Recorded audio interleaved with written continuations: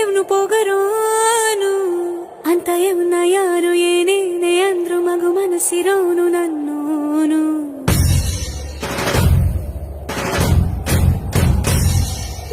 ಜಗಮುಂಡೋನು ಅಂತ ಊರ ಜನರು ಎಷ್ಟೇನೆ ಅಂದ್ರು ಮಹಾರಾಜನಂಕ ನನ್ನೋನು.